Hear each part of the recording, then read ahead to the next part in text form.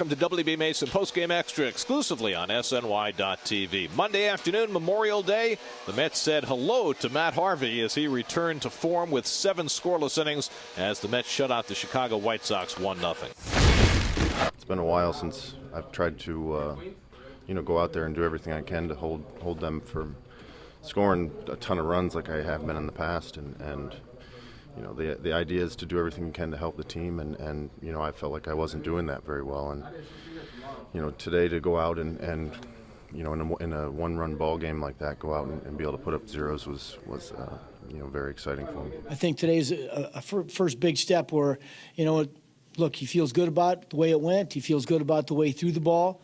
I thought he threw some great change-ups today. I thought it was really his second-best pitch.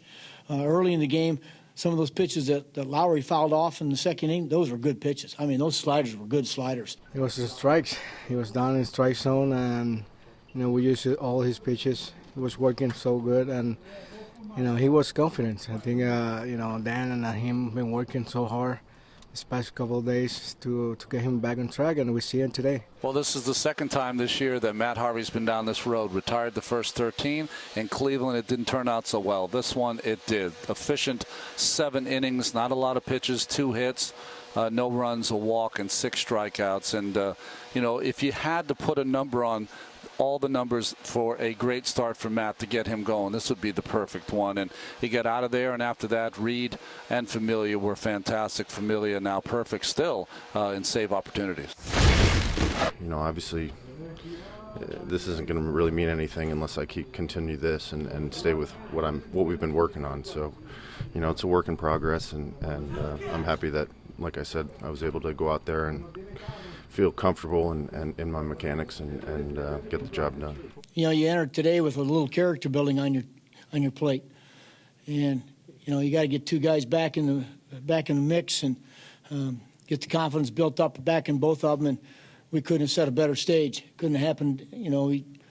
Tight game, close game, pitch for pitch. Every one of them's got to be a good one, and to get those guys pitching the way they did tonight I thought was really, really good. The only run of the game came on a Neil Walker home run. Rene Rivera, though, had the first hit of the game for the Mets, and Rivera might be as responsible as anybody for this victory.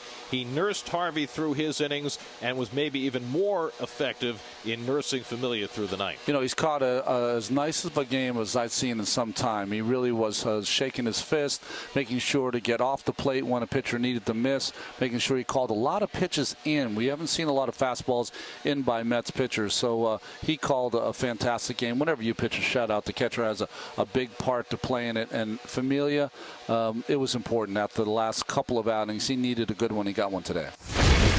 When we got there, I just said, this has got to be his time, because we're going to need him if we're going to continue to achieve what we want to achieve. He's going to be a big part of it. And as I've told you guys before, if you're going to have confidence in anything you do, you better have people around you that believe in you also. So I thought he was the right guy. So the Mets hand the White Sox their 7th straight loss. They'll go for 2 straight in this series on Tuesday night. Steven Matz goes for his 8th straight win against Matt Latos. Our coverage begins at 6 o'clock with Cadillac first pitch on SNY, and we'll be outside for the game on Tuesday night. That'll do it for WB Mason Postgame Extra. Be sure to join us after every game for exclusive coverage on SNY.TV.